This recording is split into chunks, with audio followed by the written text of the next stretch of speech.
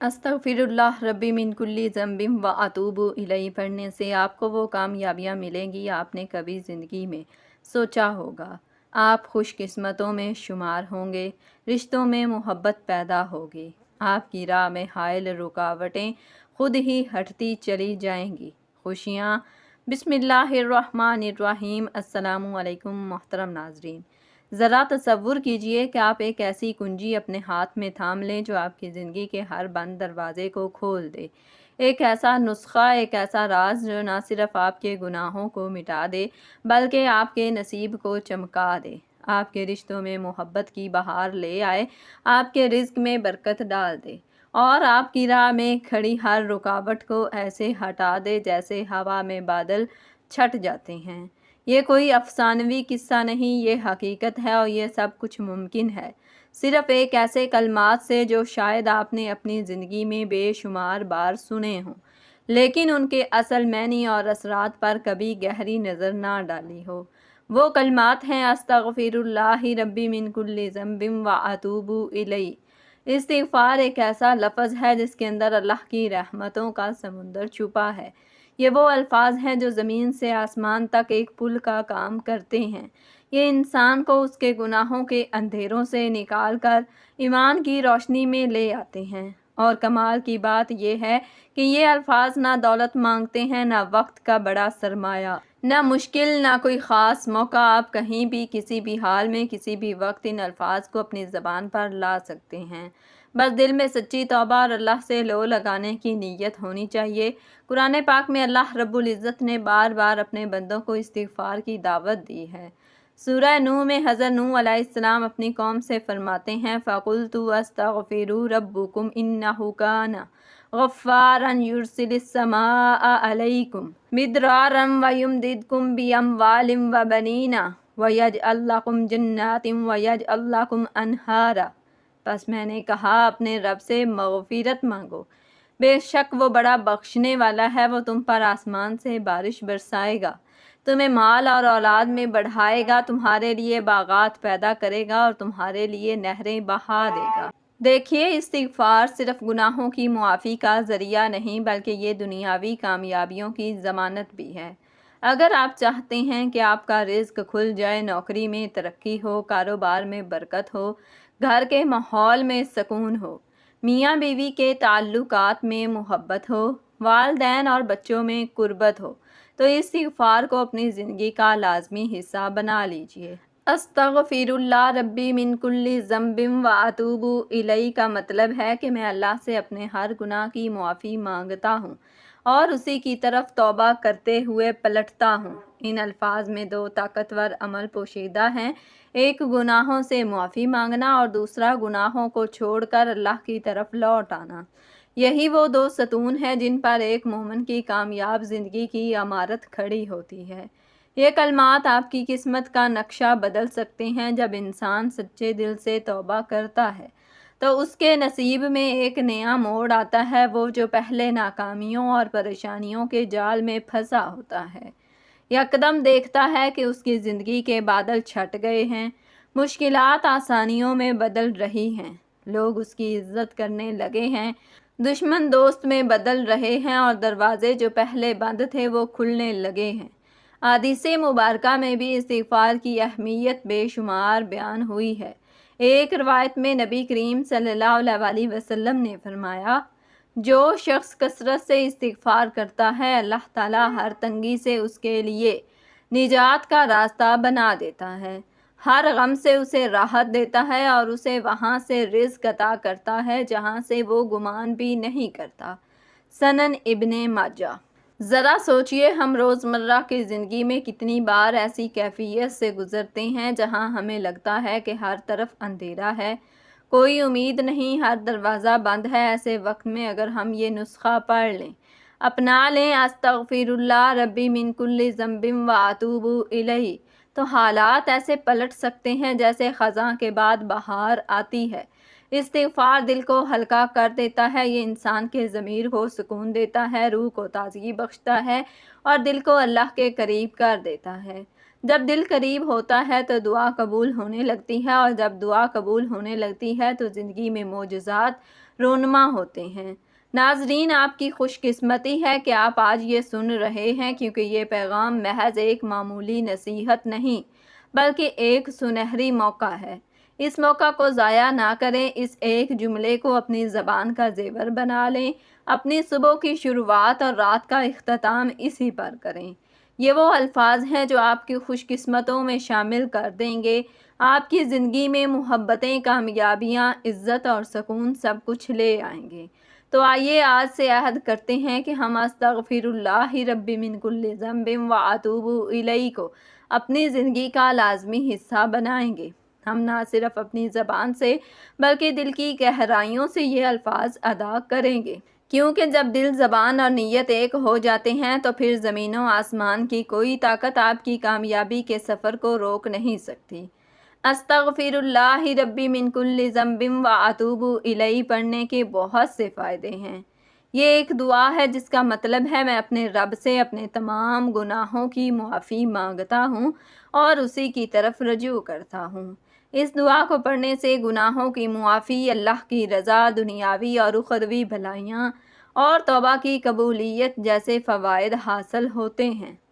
جب انسان ندامت، شرمندگی اور اللہ کے نزدیک جواب دہی کا احساس پیدا کرتا ہے اور خود کو مجرم اور خطا وار سمجھ کر معافی اور بخشش مانگتا اور آئندہ کے لیے توبہ کرتا ہے تو اس کے سارے گناہ معاف کر دیے جاتے ہیں اور وہ اللہ کی نظر میں اتنا محبوب اور پیارا انسان ہو جاتا ہے جیسا کہ اس نے کوئی گناہ ہی نہ کیا ہو۔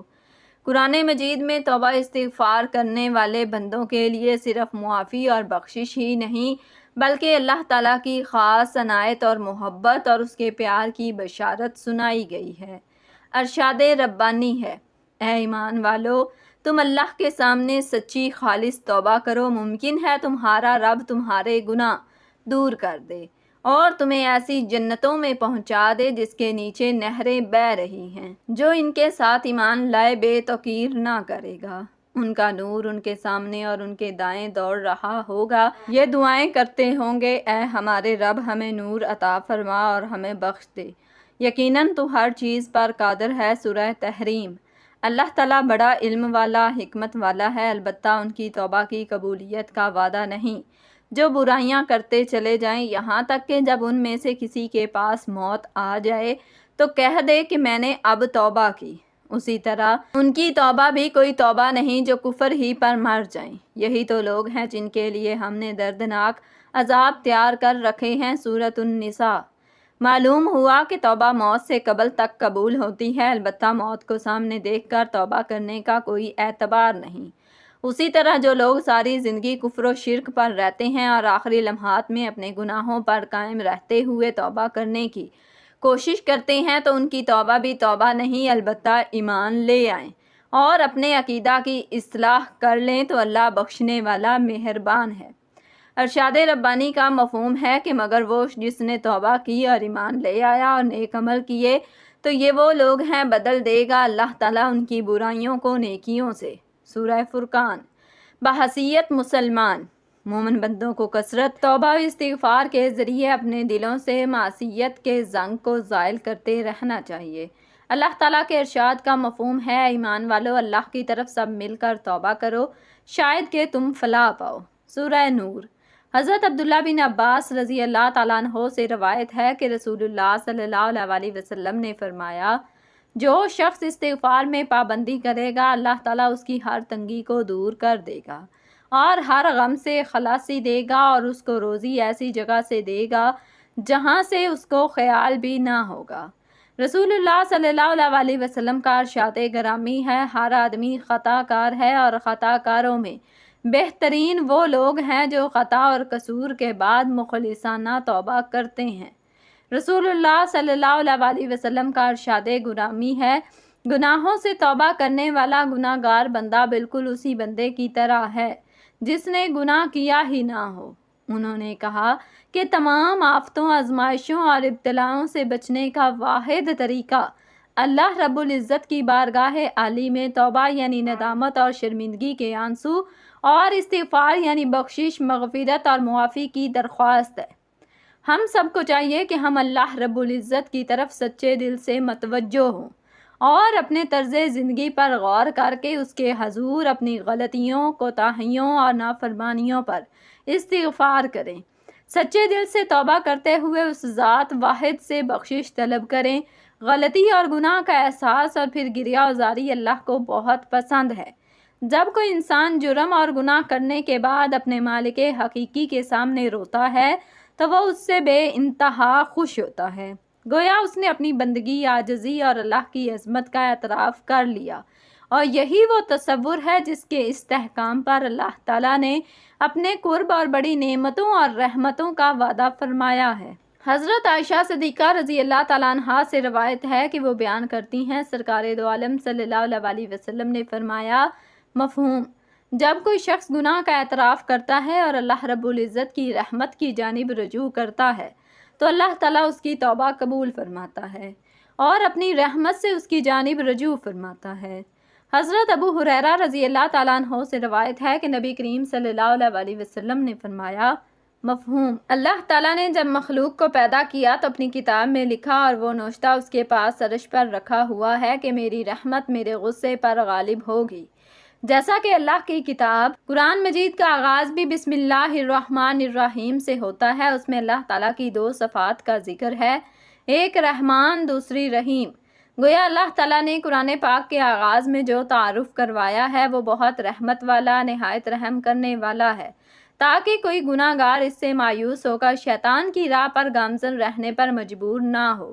وہ گناہ گار بندہ اللہ کے عذاب کے ذکر کے باوجود نجات اور بخشش کے لیے اسی رحمان اور رحیم کی چوکھٹ پر سر جھکائے، کیونکہ وہ رحمان اور رحیم ہے۔ ان حدیث سے یہ معلوم ہوا کہ توبہ اللہ تعالیٰ کا اپنے بندوں پر خصوصی انعام ہے۔ اگر وہ ہماری نافرمانیوں پر سزا دے تو تب بھی اس سے کوئی پوچھنے والا نہیں، لیکن اللہ تعالیٰ کے اس انعام و احسان سے بھی کوئی شخص فائدہ نہ اٹھائے تو یقیناً بد نصیبی کی بات ہے۔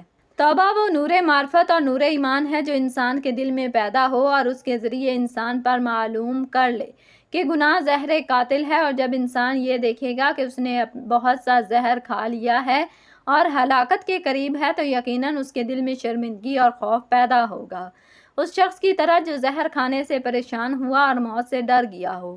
اب وہ پریشانی اور خوف کی وجہ سے اپنے حلق میں انگلی ڈال کر قے کرنے لگتا ہے اور پھر دوا کی تلاش کرتا ہے تاکہ بقیہ اثر بھی ختم ہو جائے۔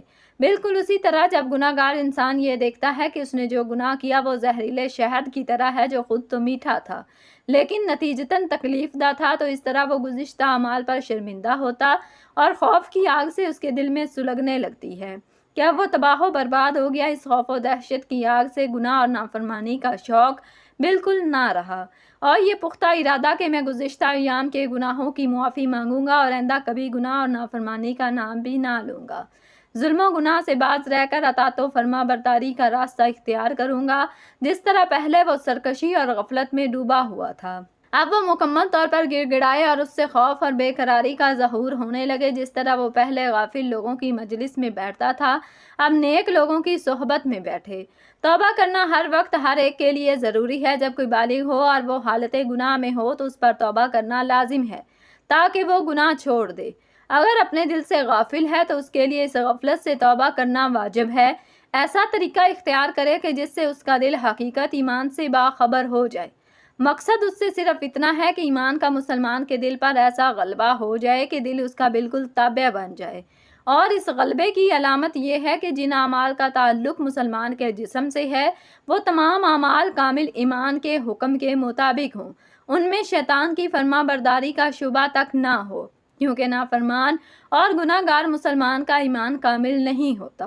گناہ سے توبہ کرنا ضروری ہے۔ اگر گناہ بندے اور اللہ رب العزت کے درمیان حائل ہے، یعنی بندے نے صرف اللہ تعالیٰ کی حق تلفی اور نافرمانی کی ہے، تو ایسی حالت میں توبہ اس طرح کی جائے گناہ سے بالکل باز آ جائے، اپنے کیے پر شرمسار ہو اور آئندہ کے لیے اس گناہ سے باز رہنے کا دل میں پختہ ارادہ ہو۔